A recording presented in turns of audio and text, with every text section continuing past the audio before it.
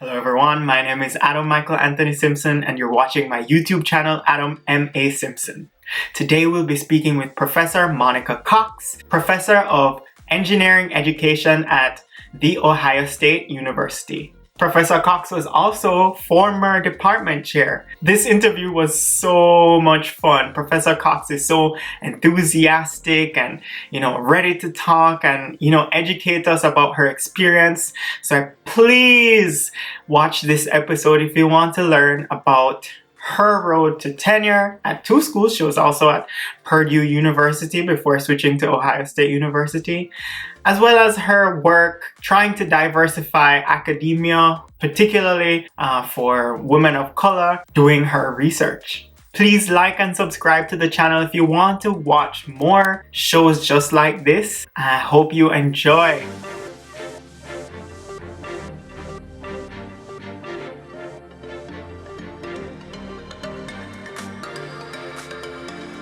Awesome, Professor Cox. Thank you for agreeing to be on this interview with me today. Can you please introduce yourself? Hi, yes. So I'm Monica Cox, Monica F. Cox, PhD, or Dr. Monica Cox, and I am a professor at The Ohio State University in Columbus, Ohio. I could tell you a lot more too, but how much do you want me to say? I think that's good because the next question is really going to I think this one is going to be really cool because it kind of asks you about your academic choices. So I've read your biography, and as we spoke about this earlier, you first went to Spelman College, a notable women's HBCU, where you got your Bachelor's of Science in Mathematics. After that, you went to the University of Alabama for your master's degree in industrial engineering, followed by a PhD at Vanderbilt in leadership and policy studies. Can you talk to us through this path and how you made your academic choices? Yes. So I was really blessed to go to school debt-free, first of all. So let me just say that with the story. And I feel that was something that motivated a lot of my choices too. I felt that my parents had done so much for me. Mm-hmm. And I said, any school that I'm going to, I want to make sure that I am debt-free. Mm-hmm. So, I applied for scholarships, and I only applied to HBCUs undergrad, just because my parents had also gone to HBCUs. They were from Alabama. My dad went to Alabama State University. My mother went to Alabama A&M. And I kind of grown up where I just saw the power of, the HBCU community, the education, the commitment to service. Mm-hmm. It was just there. The excellence. It was always there. So I chose Spelman because I received a Women in Science and Engineering scholarship. I worked at NASA for 5 summers, and it was amazing. It was wonderful because I was in a learning community with other women who were engineers, or they were pursuing engineering degrees, and they are all successful now. Some of them are professors, and one's an attorney, someone's an educator, some of them are practicing engineers, they work in nonprofits. So it was just, one's a medical doctor, but it was just a really strong community. And those were only 13 people I went to school with. So I decided that I wanted to go to the University of Alabama after that because my mentor, Dr. Etta Faulkner, who was one of the first African-American women to get a PhD in mathematics, pulled me aside and told me I always underestimated myself. She said, you can be an engineer. You are a smart woman. Go and do this. So I went to Huntsville Marshall Space Flight Center again, and I worked with ground payload operations for the International Space Station. And that's where I applied my research in psychology, engineering, education, and I learned a lot about interdisciplinarity. I learned about the power of drawing upon disciplines to advance knowledge. And I feel like I'm doing a lot of talking. But, yes, I don't know if there's a pause, a pause for just a moment. But from there, I decided that although I could have gotten a PhD in engineering, I became more fascinated with questions such as, why am I the only woman in this class? Like, why am I the only Black person in this class? And I realized that was also a form of research, but I was just asking different questions. So I decided to go into education so that I could focus on higher education, on social sciences, and on research that would combine my interest in engineering with education, hence my focus on engineering education. And by the time I graduated, although there was not a formal department or a discipline for engineering education, I was ready to enter the first department of engineering education as an assistant professor. So, in summary, I just say I always pursued my passion. I let my interests drive me. And so I feel the right choices to get me to where I needed to be. Wow. I love that. Such an inspiring academic background. I hope your path will inspire some student to maybe, combine engineering with the fine arts, Yes. Really cool. And I think one thing about that is that, when I talk about your passion, it's like many times people think that engineers just have to throw away everything else other than engineering. But, you look at individuals, you look at school, like we engage in extracurricular activities. We're really great sometimes with music and, like you said, with art, but we need to learn how to bring that into engineering and appreciate it, because the innovations that we need come from that type of thinking. So, yeah, exactly. Like experimentation is not just this linear logical path that we teach students that it is, because we have to be creative in how we design experiments and do research. Not all the time do we have the tools to get the data that we need, so we have to find like interesting ways to get that data, which involves a lot of creativity. Absolutely. And and exactly. So I think that's where we're getting into other people coming in, not just skills, but people who think differently, like culturally, they're different. And so they bring in those perspectives that you wouldn't typically see in an engineering environment too. Like that's when it gets good. But keep me focused. No, I love that this is coming out. So I'm going to go into the next question, which is where I want to congratulate you for your big firsts. You're the first African-American woman to earn tenure in the College of Engineering at both Purdue University and Ohio State University, where you're currently an engineering education professor and former department chair. How has your pioneering experience shaped your current teaching, research, and service enterprise? Yeah. You know what? This one is a tough question because I started a brand years ago and I trademarked it, and I was prepared to be a pioneer. And this came from an article that I wrote in diverse issues in higher education, where I said I was prepared to be a professor, but I wasn't prepared to be a pioneer. And it just kind of stuck with me because it's hard. It is a challenging, it's a challenging experience because you think that you're just going to do your work. Like that is what anyone thinks. It's like, I want to learn, I want to teach engineering, or I want to, go and do research in this area. But there are those exchanges that you have with people sometimes. It's like, hold it, what was that? Like, what's going on? And you realize that you are exposing people to cultures and to ways and to behaviors that are very different from what they may know. And so I found that even as an engineering professor, I've had students who often tell me, particularly students of color, they're like, you're the first Black woman who's ever taught me, or you're the first woman engineering professor I've ever had. And I feel like that was not something that I started out doing, but representation matters in engineering. And I feel that there's a seriousness, there's this stewardship that you actually have that's deeper than what you realize when you're going into the profession. Like you don't think about that mantle.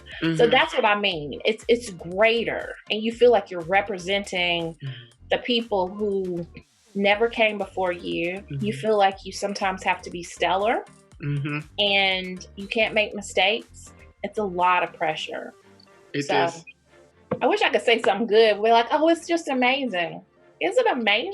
I don't know. I don't know if I can say it's amazing to be the first. Other people may. But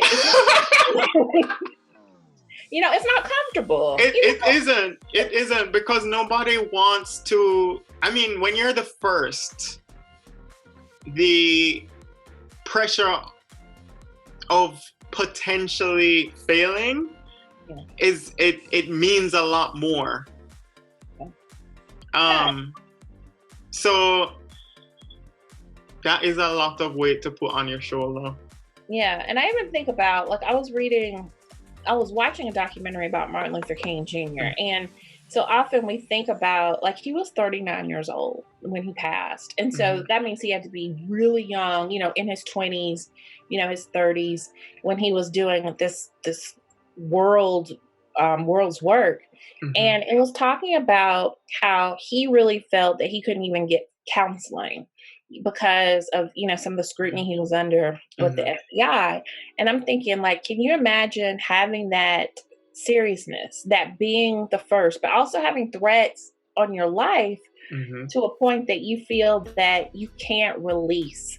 You don't have a way to share the burden that comes with that. And so that's the thing that I also have thought about too. Like, when you're a first, we have to be really careful because many times you are blazing that trail. You're creating a pathway where there was nothing before. And when it gets hard, who are you talking to? So I just believe first also need to engage in intense self-care and, whether that's counseling or more exercise or whatever it is, because it's heavy. I mean, I keep emphasizing that. I know we're kind of maybe going like in a kind of down. No, this place. is important. This is important. It's very, it's serious. And bringing it back to engineering, I just think a lot of students still are not ready for that. When they're in the classroom, it's like, what is going on? This discipline's so hard, but I'm having to take this other thing on. How are we preparing students for that? How are we having those conversations? How are we saying you don't have to have all that pressure on you when they feel they do? Anyway. Thank you for that. You're welcome. Yeah. So on that note, what pushes you to work harder? What work gives you life? Yes. And what work is overrated? Oh my gosh, I should have been taking notes. Like, I kind of knew what you were going to say. We're going to have to break it out. Okay. One by one. So one by one. What pushes you to work harder? You know what? Purpose. Let me tell you, this is my favorite thing. If I had to have my stump speech, this is it. So I am a person of faith, and I read a lot. And Dr. Miles Monroe, the late Dr. Miles Monroe, is this author who I read, and he really focuses upon character, vision, potential, purpose. And the thing that has blown me away about what he has said is that he talks about the cemetery having the most potential. And you're like, what is that about? It's because he says when you drive by any cemetery, you'll see people who didn't fulfill their potential. You'll see books that were never written, songs that were never composed, drugs that were never created or researched, because people just did not fulfill their potential. And I feel like that is what motivates me. Like, he talks about this concept of dying empty. He says, it's not about dying young or dying old, but it's about everything that is in you coming out before you leave this earth. And that is what purpose is all about. So that is what drives me. It's like getting everything out that's supposed to be out before I leave, so that the next generation can have whatever I was meant to put on the earth and go forth and do what they need to do in the future. Every day. That drives me. Every day. Every day.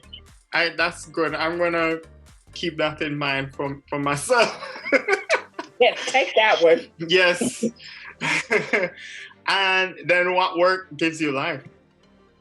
Oh man, the work that gives me life. You know what? It's so funny because I've been in the field for a long time. I think I've been in the field for a long time. But you know what?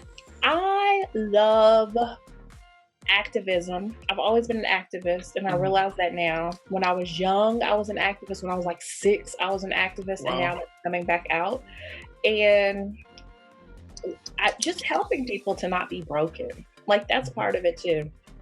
Like, I have seen people who don't know who they are, and they never reach that potential. And so my thing is to really engage with like coaching, mentoring, teaching in such a way that I see people and I help them to get better. And so one thing that I often would tell my graduate students is that my job is to, I pull out the worst in you. And it's like, what does that mean? My job is to see where you are weak. You are safe showing me your weakness. But when you are done working with me, that will not be your weakness anymore. And I just feel like that has been my philosophy. I've had students who are afraid to speak publicly, but it's like, okay, we're going to get there. Students who didn't write well, okay, we're going to get there. But what motivates me is knowing that I am supposed to connect to somebody to help them to get to the next level. Like that is it for me. And then I'm done. So. And then what work is overrated? I should have prepared for this, but I wanted to be fresh. What work is overrated? I think that's hard to answer. Yeah, and so it depends. Are we talking about like academic work? It doesn't have to be. Well, I think viewers would be interested in academic. But okay. I know now. This is what I've learned. I told you, I'm no longer a department chair. And I think when I was 19, I said I wanted to be university president. So I always had this goal. I'm very goal oriented. And so, to be a university president, you're going through this, like I have to get tenure. I have to be a full professor. I need to be a department chair. I need to be a dean, a provost, to get to the president. And what I have learned now that I am no longer an administrator is that titles don't matter. Titles do not matter. I have done more activism without a title. I feel I have connected to so many people, and I'm more free to do some things that titles really just confine you to. And I think so often, like in our society, we are really focused on status. We're focused on needing the credit to do certain things. But I'm realizing being the person who has the title doesn't always make you a leader. And the last thing I'll say about that that's kind of connecting is right before this interview, I read an article. There was a Forbes article about Stacey Abrams, and they put her on the Forbes 100 most influential people list. And they said usually they have people on that list who are over money, over budgets and stuff. But they were saying sometimes it's not about the formal power that you have, but it's the influence, it's the followers, and it's the impact that you have. And so the fact that she was able to register 800,000 people through an organization that she created, she's not governor. She didn't get the prize. But she did get the prize. And she, it's this whole what is overrated? The title is overrated. The position is overrated. You need to work on the work, do the work that gets things done, and all the accolades will come. So that was the long answer, but do the work. That's what I say. Do the work. Yeah. You don't have to be the MVP because it'll be obvious you're the MVP when your team wins. Exactly. And everybody can say it was you. Right? Like, I want that person on my team. Yeah. Well, I can't wait to hear more about what Miss Stacey Abrams will do in the future. Absolutely. Yeah. I like that you brought that up. Thank you for watching part 1 of this interview with Professor Monica Cox. I hope you enjoyed. Please like and subscribe to the channel if you want to see more episodes like this. And stay tuned for part 2, which is coming up soon.